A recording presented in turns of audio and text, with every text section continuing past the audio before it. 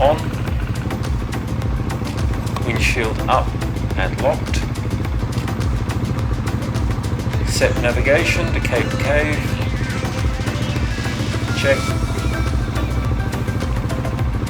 InReach tracking. Start. Music. Hell yeah.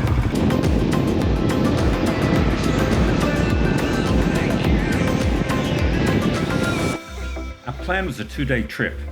So leg one, we head out to Blackheath, fill the bike and the bladder up with fuel, then out via Jenolan Caves, check out Canangra Walls, and stay night one in Yerranderie Ghost Town. On day 2, we're meeting a couple of locals who are going to show us a few of the local loops, and then back down Wombian Caves Road and back up to Sydney. The weather was pretty grim when we left Sydney and seemed to get worse as we headed up into the mountains. We wanted to ride the 6-foot track up to Jenolan Caves, and I was experimenting seeing if I could find a way through from Blackheath. The road was twisty, windy, it was like riding through a rainforest. It was absolutely beautiful. And when we got into Megalong Valley, it was just stunning.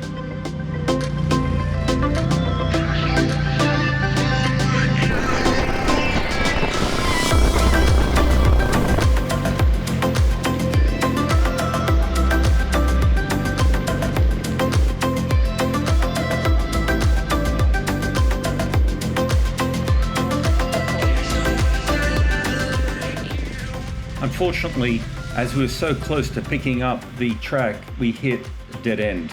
We hit private property and we had to turn around and go back through Blackheath around.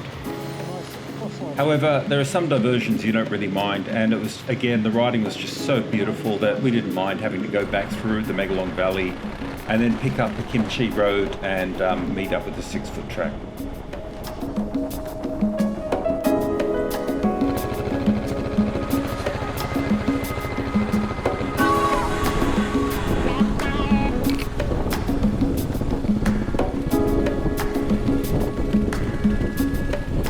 It was a fun track to ride. It wasn't overly technical, although some of the descents were quite steep and it was actually quite slippery. It was hard packed with a loose surface on top.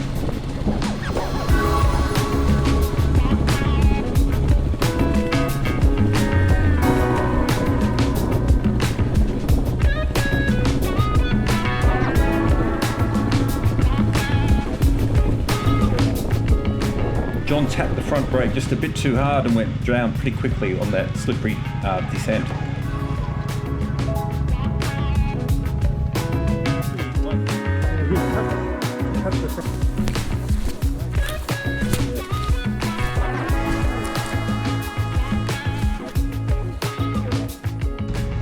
The riding conditions turned out to be absolutely perfect. It was blue sky, 20 degrees, and just wonderful temperatures.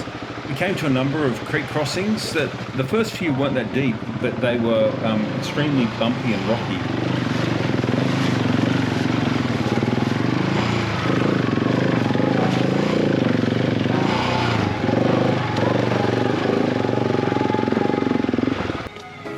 When I looked back, I saw that John was caught up on a rock, so I walked back to give him a hand, but I think he's trying to avoid me getting wet boots, so he's trying to see if he can get off by himself.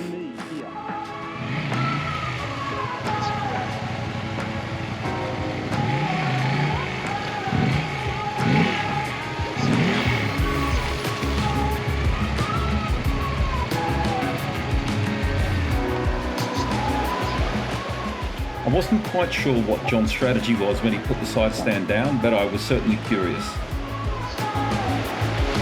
Do you want me to come up to me? Watch it, watch it, watch it, watch it. Okay, hang on. Now I'm in.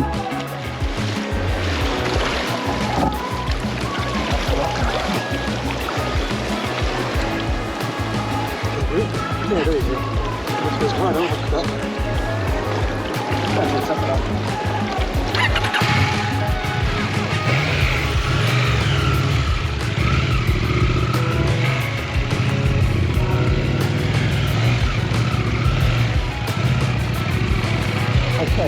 Okay. There you go. At this next creek crossing, John's boots were already wet, so we decided to play the Good Samaritan and help one of the walkers across.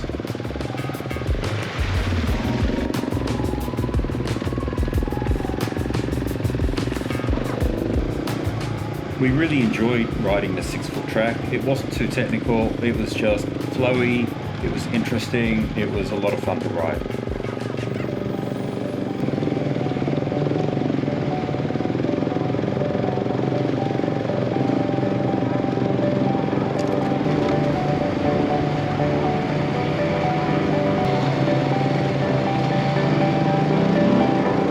Unfortunately, as we went to get to Jenolan Caves, we hit closure number 2. We kind of thought that the road was closed, but that meant we had to do a big diversion out towards Oberon. I had scouted this little sort of track that I hoped would be a workaround through the state forest, so we headed off and we thought we'd give that a shot.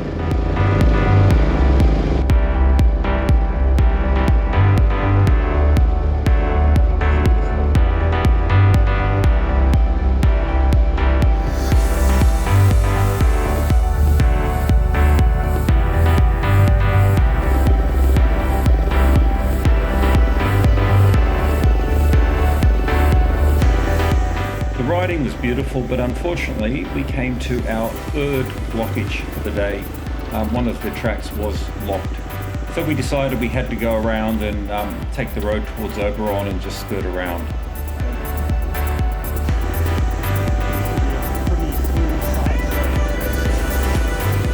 I carried a 5-litre fuel bladder because I knew I wouldn't have enough range on the internal tank. We finally got down to Jenolan Caves where we had lunch and then headed off to Canangra Walls.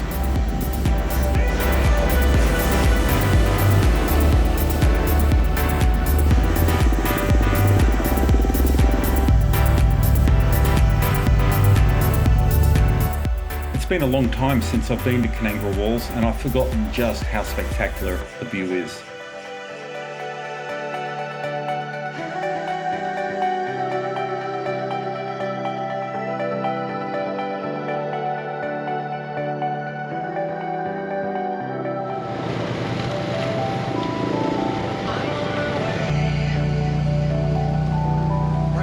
With all the diversions, we were running well behind schedule, so we decided to hightail it and head for camp that night, which is in Yerranderie Ghost Town. However, there were just 2 things in our way. We had 2 river crossings that I was a bit worried about. One of them was Yerranderie Creek and the other one was the Calmung River. The trails were fast, they were flowy, and the bush was absolutely beautiful.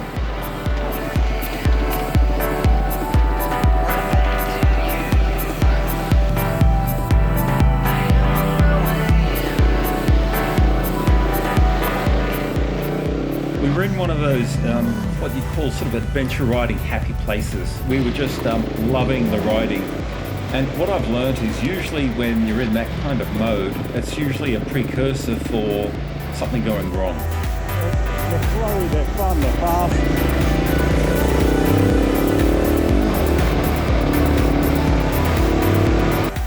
And I was right. We came to the first of 2 river crossings that I was worried about. This is the Yerranderie Creek. And I didn't really walk it, I kind of just gunned it through. And I didn't realise quite how deep it was when I started. Perhaps I wouldn't have ridden it had I seen how deep it was. But you can see it was a pretty deep and it was a pretty rocky sort of crossing. I think we got through, but yeah, it was a little bit nerve-wracking. At least it wasn't flowing.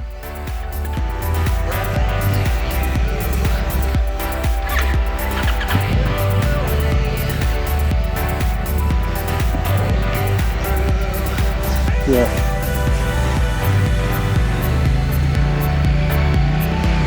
Well done.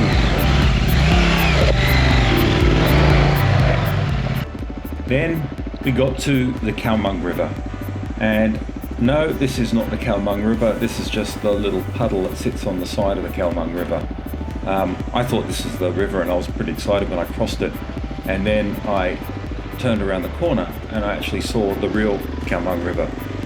And this thing was flowing pretty quickly. So I decided I was going to get out there and walk this before making a decision whether to ride. And this is a bit deceptive. When you look at that log on the left, you kind of think, oh, that doesn't look too deep. But as I started walking out, it actually came right up to my hips, and I wasn't even in the deepest part, and it was flowing.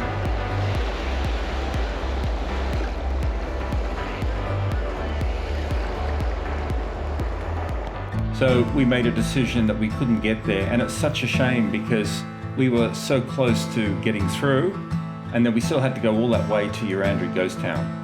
So instead, we had to reroute back around, and we decided we're going to pull up for the night at Mount Werrong.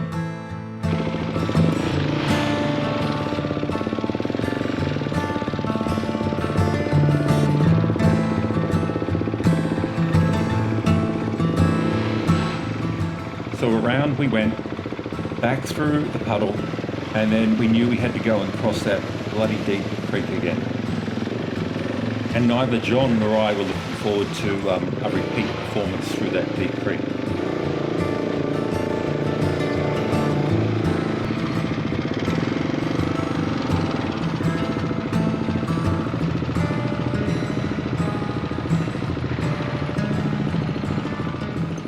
As we approached the creek, John decided he wanted to go first. He didn't want to sit back and get all nervous watching me go through. So I decided to watch and film John go through it. And it really did look like he was turning into a boat halfway through. His muffler was underwater, it was over his wheels, it was pretty deep. I actually like this view. This is from his GoPro sitting on the back, and it fair dinkum looks like it's from an outboard motorboat or something like that.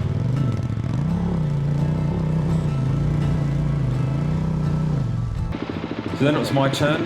I made sure the GoPro was rolling and then just sort of took the Husky forward. And there's one feeling you get which I hate, and that's that when you get to that point there and your front wheel dives down underwater and you kind of don't know whether you've hit some god-awful deep hole or whether you're going to roll out of it. But it certainly was a little bit nerve-wracking going back through that deep water again.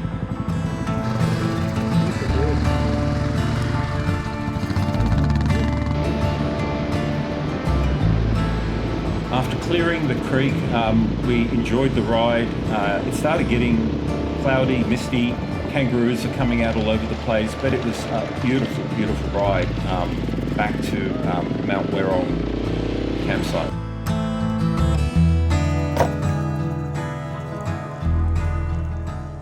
I know some people will shudder when they look at what I had for dinner, but I'm not the master chef on tour. I'm happy with a good dehydrated meal.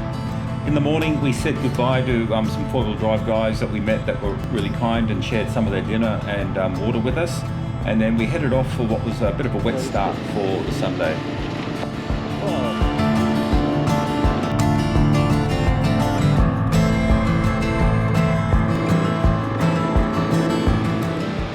I love riding through the bush when there's mist and cloud and atmosphere. I think it makes the bush look even more beautiful.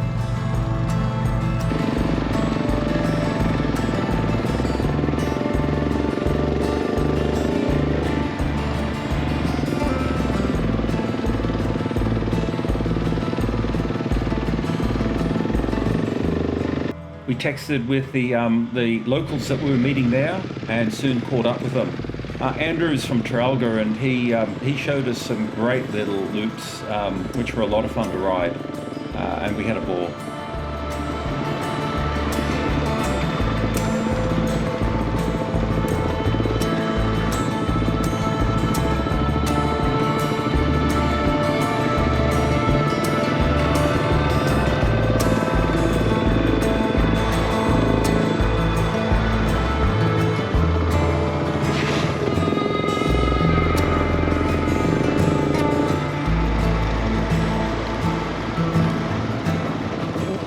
Now this is not the sort of trail you want to be barreling along at full bore, because to hit this washout at high speed, I think you'd have a pretty bad accident.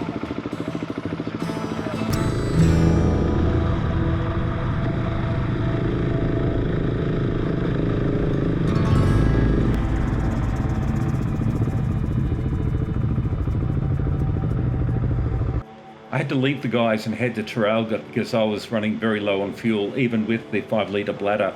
There's just too many diversions. So I went to Trafalgar, fueled up, and then Andrew led us through Swallowtail Pass and back out onto the highway.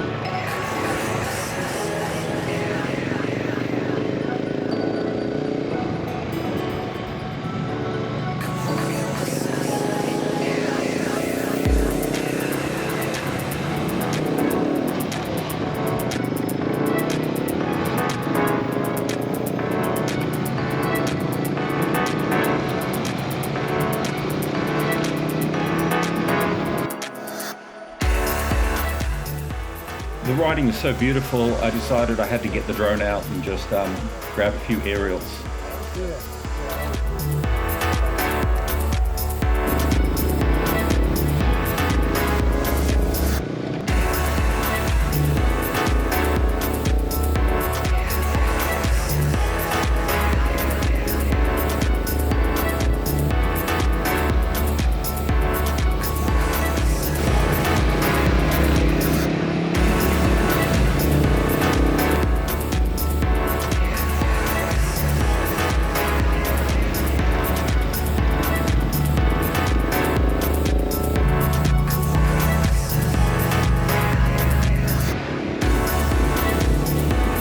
On the way back, flying the drone, I almost had an accident, and it would have been my fault.